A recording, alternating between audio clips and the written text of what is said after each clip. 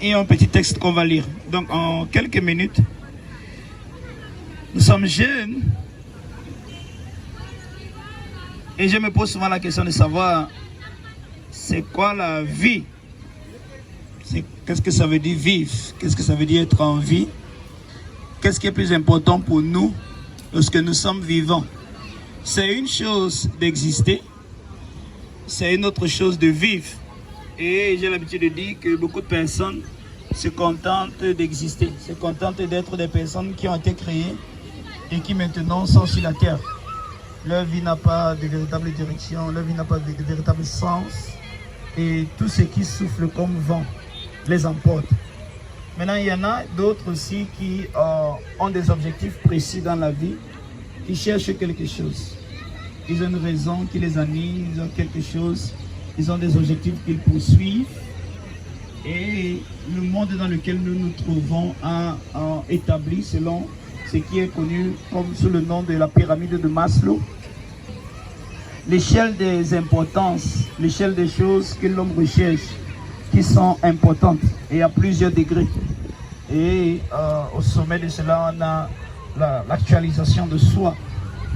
Et donc, nous sommes tous animés par quelque chose que nous poursuivons, nous sommes tous animés par quelque chose que nous cherchons. Et cette chose détermine notre motivation dans la vie.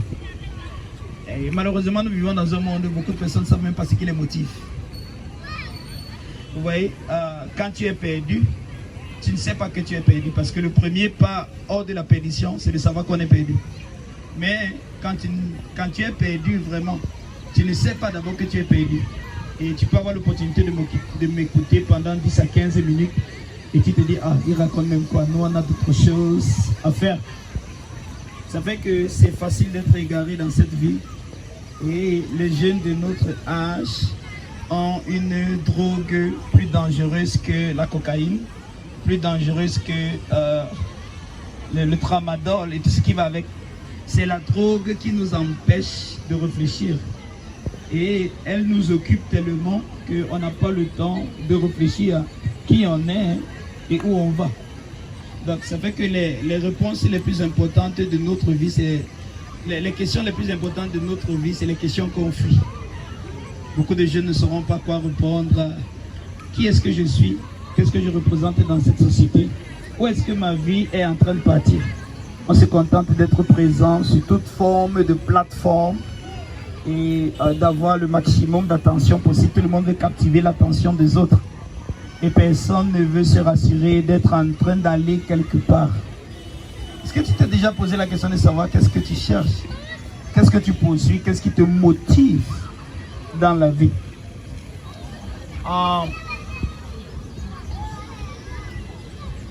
Pendant que nous sommes en vie, et pendant que nous pouvons être motivés par une chose ou par l'autre, et pendant que certains sont attirés par le monde, je reste convaincu que celui qui nous a créés a le meilleur pour nous, pour mieux. Celui qui nous a créés est le meilleur pour nous. Je vais vous dire pourquoi nous sommes des chrétiens. Nous ne sommes pas des chrétiens parce que nous croyons à un credo. Nous ne sommes pas des chrétiens parce que nous croyons en ce que la Bible dit. Nous ne sommes pas des chrétiens parce que nous sommes nés dans une maison chrétienne. Pour certaines personnes d'entre vous, vous êtes peut-être nés dans une famille chrétienne.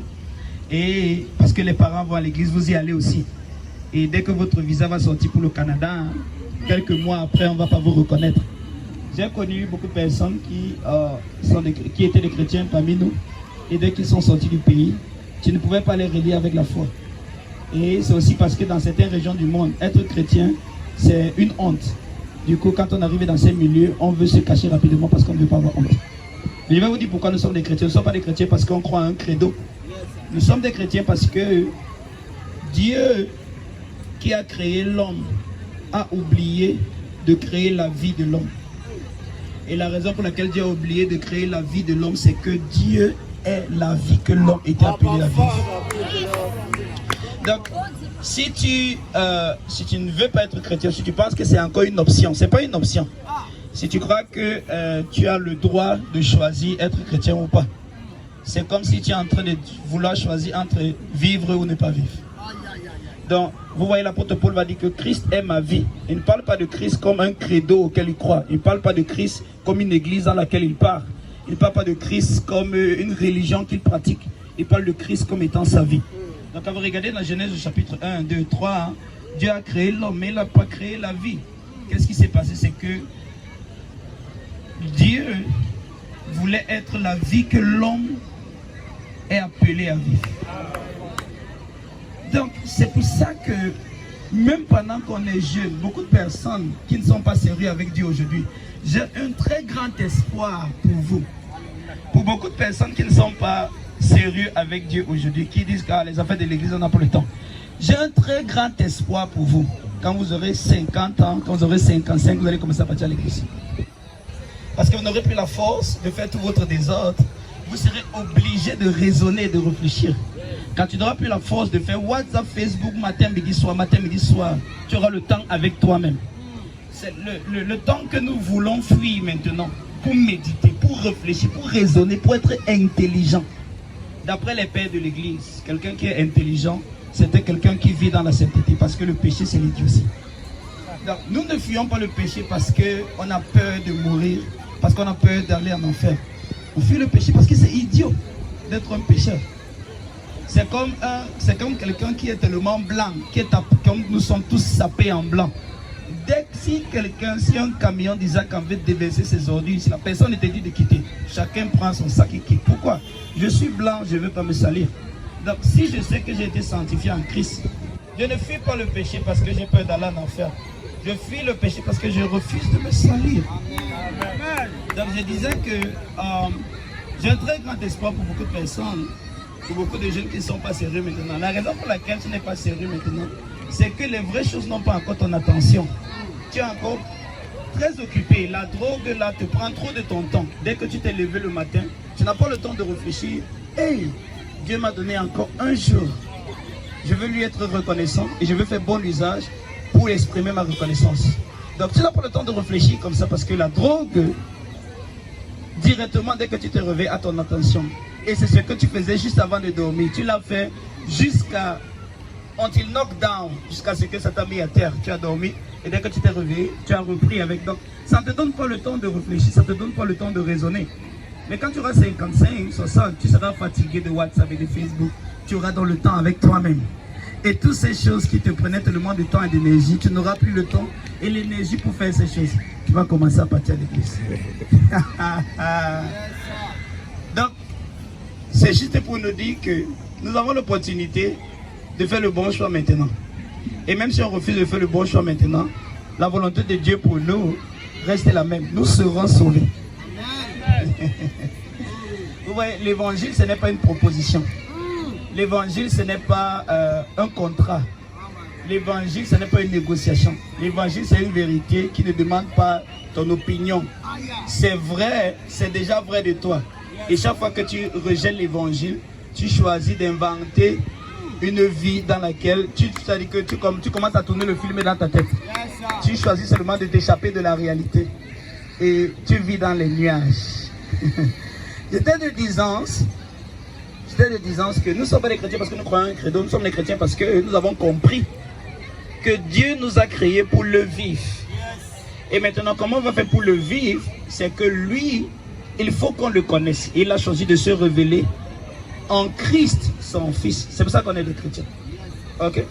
Et donc, d'où ma conviction que peu importe ce qui existe dans ce monde, peu importe ce qui sera développé comme technologie, peu importe les astuces que le péché va développer et prendre, peu importe la forme subtile que le péché va prendre et que la mauvaise vie va prendre dans notre monde pour nous séduire, je reste convaincu que le monde n'a pas mieux que Dieu. Beaucoup de jeunes sont à la recherche des plaisirs, beaucoup de jeunes sont à la recherche des choses qui vont les mettre à l'aise. Je suis sûr que Dieu nous procure et nous donne plus de plaisir et plus de joie que quoi que ce soit qui soit dans ce monde. Que ce soit les belles filles, que ce soit les beaux garçons, que ce soit les boîtes de nuit, que ce soit les voyages à Dubaï, et Kuala Lumpur et Zanzibar. Parce que vous ne pouvez pas oser croire qu'il y a quelque chose dans la création qui peut donner, qui peut apporter mieux à l'homme que le Dieu qui a tout créé. Donc, choisir de ne pas suivre Jésus, c'est de c'est comme avoir été proposé de l'or pur et de la boue. Mais on se contente quand même de la boue, alors qu'on a de l'or pur. Pourquoi rejeter l'offre? Pourquoi rejeter la vie elle-même que nous avons en Jésus-Christ? Pour choisir une autre forme de vie qui n'est pas la vraie vie, que la Bible appelle la mort. Lorsque Adam a péché, avant qu'il ne pêche, Dieu lui a dit, si tu manges du fruit de cet arbre, tu mourras. Et quand il a mangé, il est mort. Mais on ne l'a pas mis dans un tombeau. Donc il y avait une forme de vie qu'on appelle la mort. C'est ça qu'Adam vivait. Et donc on ne peut pas, pendant qu'on a l'opportunité de raisonner et de réfléchir, choisir la mort au lieu de la vie que nous avons en Christ. Hello. Donc, le meilleur que nous avons pour nous-mêmes, c'est Dieu. Et il n'y a rien dans ce monde qu'on peut avoir mieux que ça. Il n'y a rien. Rien. C'est pour ça que je ne suis pas complexé. Quand je suis en face de ceux qui ont beaucoup de milliards, c'est pour ça que je ne suis pas complexé. Quand je suis en face de ceux qui ont fait le tour du monde, c'est pour ça que je ne suis pas complexé. Quand je suis en face d'un garçon qui a la plus belle copine, c'est pour ça que je ne suis pas complexé. Quand je suis à côté d'une fille, la fille la plus belle du monde, je ne suis pas complexé parce que il n'y a rien que le monde peut nous offrir qui soit mieux que ce que Dieu nous donne. Et maintenant, qu'est-ce que le monde nous offre? Le monde nous offre une gloire éphémère et des plaisirs éphémères. Le plaisir du monde, ça ne dure qu'une nuit, ça ne dure que quelques minutes, ça ne dure que quelques secondes. Après, tu te retrouves seul et asséché. Tu te retrouves seul et assoiffé. Donc, il y a de l'eau vive que nous avons en Christ et qu'on ne peut pas trouver dans le monde. Hello. Et pendant que nous sommes jeunes, pendant que nous avons l'énergie, ce n'est pas la peine de gâcher cette opportunité. Et qu'est-ce que le monde nous cache? Pourquoi est-ce que le monde fait tellement de pression pour nous séduire et nous attirer? C'est parce que elle veut nous dérober de la réalité. As-tu connaissance de la capacité de Dieu qui est investie en toi? As-tu connaissance de tout ce que Dieu a programmé et planifié faire de toi? Je te pose la question. Quelqu'un qui a été créé par Dieu, dont Dieu a pris le temps de designer ta vie dans les temps éternels. Et c'est quand il a fini le design de ta vie, c'est quand il a vu que tout ce que lui, il a fait. Parce que vous vous rappelez, Genèse chapitre 1, à la fin, Dieu a vu que tout ce qu'il a fait était très bon. Et au chapitre 2, il s'est lancé dans la manifestation de ce qu'il avait créé. Donc il a fini, c'était très bon, avant de commencer à créer. Et ta vie a été structurée, organisée, prédestinée, designée par Dieu avant de t'envoyer sur terre. Ça veut dire qu'avant ta venue ici, Dieu avait fini ta vie. Et quand il avait fini, il a vu que c'était très bon. Oh! Quand il a fini, il a vu que c'était très bon. Il a vu que son plan était excellent. Son plan pour toi était parfait. Il a calculé l'heure à laquelle tu devais venir. Il a calculé la famille qu'il fallait pour que ta destinée soit accomplie. Attends. Oh non, je souffre, mes parents m'ont maltraité, je suis né dans une famille pauvre, je suis né dans un village pauvre, je suis né ici, j'aurais dû naître aux États-Unis, j'aurais dû naître au Maroc, j'aurais dit nanana. Écoute-moi très bien. L'école de Dieu, ce n'est pas Harvard. Hello? L'école de Dieu, ce n'est pas Harvard. Ce n'est pas Oxford. Dieu savait que dans cette famille, on va te maltraiter. Il va t'apprendre une valeur qui va te rendre distingué dans toute ta destinée.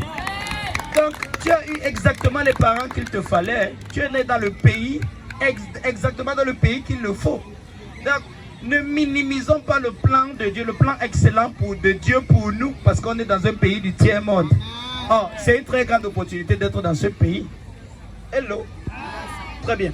Donc, nous ne pouvons pas réduire notre valeur, nous ne pouvons pas réduire notre destinée, simplement parce que nous ne comprenons pas toutes les choses pour lesquelles Dieu nous a prédestinés, et parce que nous ne réussissons pas à interpréter les circonstances dans lesquelles nous nous trouvons.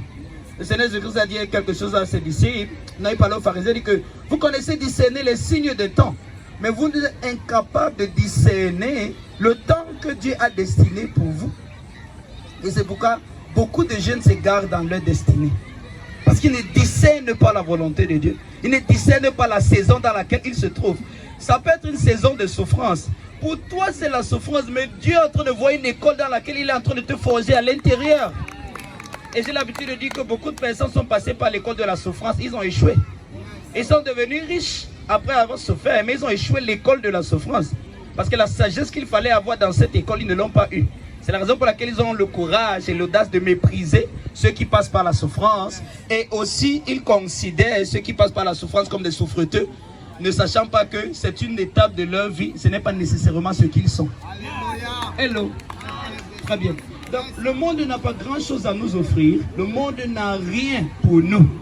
Le monde n'a rien pour nous. Je n'ai rien à envier au monde. Je n'ai rien à envier à quelqu'un qui ne connaît pas la vie. Je ne peux pas t'envier parce que tu as du matériel. Le matériel, ce n'est pas la vie. Notre vie est tellement glorieuse qu'on ne peut pas l'identifier avec quelque chose qui existe. Si on a été créé à l'image de Dieu, ça veut dire que la seule chose pour nous définir, c'est Dieu. On ne peut pas être défini avec ce qu'on possède. iPhone 18, 19, 20. Non. Ah non, écoutez très bien. Ta valeur, ce n'est pas le iPhone. Plutôt, le iPhone a le privilège d'être à côté de toi. Ah non, tu ne comprends pas qui tu es. Ta valeur, ce n'est pas le t-shirt qui est très beau. C'est que ce t-shirt a le privilège d'être porté par toi. Une créature qui a été façonnée par Dieu avant la création du monde. Que Dieu a designé. Dieu a pris tous les détails de ta vie en compte. Au point de compter les cheveux sur ta tête. Donc le regard de Dieu est tellement fixé sur toi que quand un cheveu bouge, Dieu est au courant. Quelle est la valeur, quelle est l'importance d'une telle humanité? Et tu veux égaler cette importance avec un vêtement? Non, ça c'est nous souiller. Tu ne peux pas égaler ça avec une voiture, même la plus belle voiture du monde. Ça c'est nous réduire. Tu ne peux pas nous réduire au matériel. Nous ne sommes pas le matériel. Nous sommes les fils de Dieu en Jésus-Christ. Hello. Je vais conclure avec un texte pour que vous compreniez qu'en dehors d'être les fils de Dieu, on a une lourde responsabilité dans notre temps. Il y a un challenge dans notre génération. C'est de voir des personnes qui peuvent refléter ce qu'ils sont. L'homme a été créé à l'image de Dieu. Height. Ça veut dire dans la pensée de Dieu. Pour le voir, regarde son fils. Et on a des jeunes qui ne veulent pas refléter l'image de Dieu dans leur vie. C'est contraire à notre humanité. Je ne parle pas de partir à l'église. Je ne parle pas de partir à l'église. Je ne vous demande pas de venir à l'église. Je dis ceci. L'homme a été créé à l'image de Dieu. Donc si quelqu'un te regarde, il ne voit pas l'image de Dieu. Il y a quelque chose qui ne va pas avec ton humanité. Tu n'es pas un être humain normal. On doit t'arrêter. On doit te tabasser. On doit te guérir. On doit te soigner. Parce que ce n'est pas normal d'avoir été créé à l'image de Dieu et de ne pas refléter l'image de Dieu. J'ai été créé à l'image de Dieu, ça veut dire que le plan de Dieu, c'est que quiconque le cherche me regarde.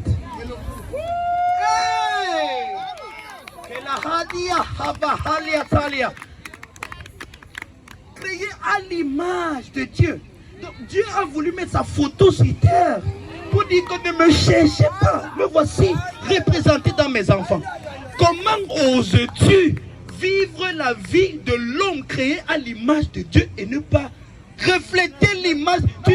Dis à quelqu'un à côté de toi, tu n'as pas ce droit. Tu n'as pas ce droit. C'est contraire à ton humanité. C'est contraire à ton humanité. C'est contraire à ta nature. Voilà donc pourquoi nous ne péchons pas. C'est contraire à notre nature. Je ne te demande pas de combattre avec le péché. Le péché est contraire à ta nature. Naturellement, nous sommes saints. On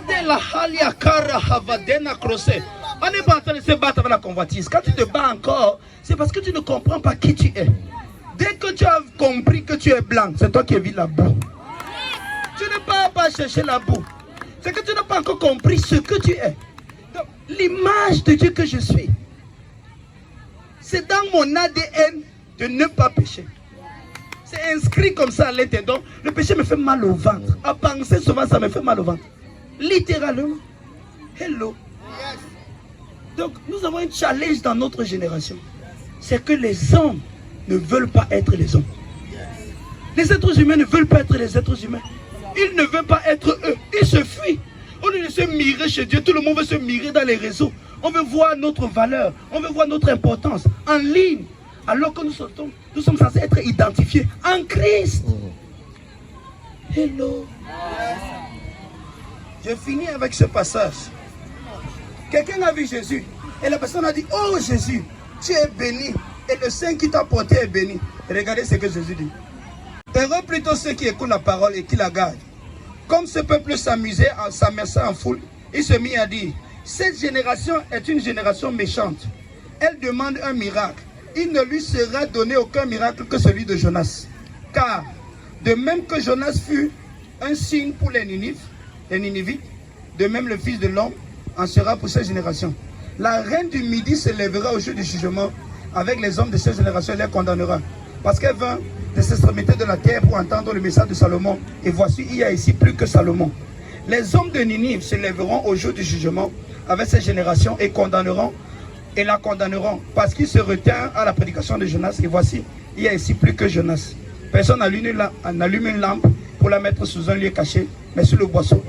Mais on met sur le chandelier afin que ceux qui entrent voient la lumière. Écoutez ce que Jésus dit. Quelque chose qui m'intéresse. Il dit que de ceux qui l'écoutent, la reine du Midi va se lever et va les condamner. Pourquoi? Parce qu'elle a voyagé depuis l'Afrique pour parvenir en Israël, pour écouter la sagesse de Salomon. Et eux, ils ont l'opportunité d'être en face de quelqu'un de plus grand que Salomon. Ils n'ont pas tiré profit de cette opportunité. Et il dit que eux, ce que la reine du Midi a fait va les condamner. Il dit que le temps de Jonas, les Ninivites, pour avoir écouté la prédication de Jonas, se sont repentis. Et ces Ninivites vont condamner la génération dans laquelle Jésus était. Parce que ils ont quelqu'un de plus grand que Jonas, mais ne l'ont pas écouté. Regardez, le monde nous condamne. Hello. Le monde nous condamne. Les gens se sacrifient. Les gens se battent nuit et jour. Les gens perdent leur vie pour atteindre ce qu'ils appellent les verts pâturages. Et nous savons que Christ est le vrai vert pâturage. Nous ne nous battons pas. Nous ne nous battons pas. Nous ne nous sacrifions pas. Nous ne nous disciplinons pas pour le connaître lui. Il y a une génération qui est passée où pour que la Bible nous parvienne aujourd'hui, beaucoup ont perdu leur sang. Beaucoup ont perdu de leur vie. Beaucoup ont sacrifié des familles simplement pour que la foi nous parvienne. Dans notre génération, on n'a pas le temps pour Dieu. On est occupé dans les réseaux. On est occupé à être amoureux. On est occupé à chercher l'âme sœur. On n'est pas occupé à connaître Jésus-Christ. Le monde même nous condamne. Quand nous, dans notre foi, j'aime Dieu plus que tout. La personne, la fille ou le garçon qui ne part pas à l'église, qui aime son copain plus que tout et se sacrifie à tous les niveaux pour le voir heureux ou bien pour lui plaire. Et que nous aussi disons que nous aimons Dieu plus que tout et ne faisons pas le moindre sacrifice. Leur foi dans l'erreur nous condamne dans l'église. Vous comprenez? Si ta dévotion pour Dieu ne dépasse pas la dévotion de quiconque vers n'importe quoi, sa dévotion te condamne. Donc nous avons une génération, un challenge dans notre génération. Et ce challenge, c'est d'être vraiment les êtres humains que nous sommes en Christ. Et nous ne devons rien laisser dans ce monde condamner notre foi. Donc, il est temps que nous nous levons, nous prenons notre responsabilité et que nous accomplissons notre destinée en tant que les fils de Dieu.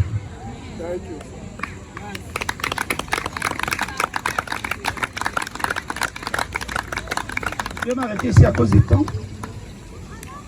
J'aimerais que tu pries pour toi-même, s'il te plaît. Prie pour toi-même. Tu peux rester assis. Restez assis, je préfère. Restez assis. Juste une minute, prie pour toi-même. Ce n'est pas une rencontre ordinaire. Prie pour toi-même qui est de l'ordre. Dans notre église ce mois, nous sommes dans le réalignement par la prière. Qui est ce réalignement dans ton cœur par rapport à ta vie? Par rapport à où tu pars? Par rapport à ce qui t'anime? Par rapport à ce qui te motive? Qu'est-ce que tu cherches? Combien dévoué es-tu pour le Seigneur? Je veux te connaître, Seigneur.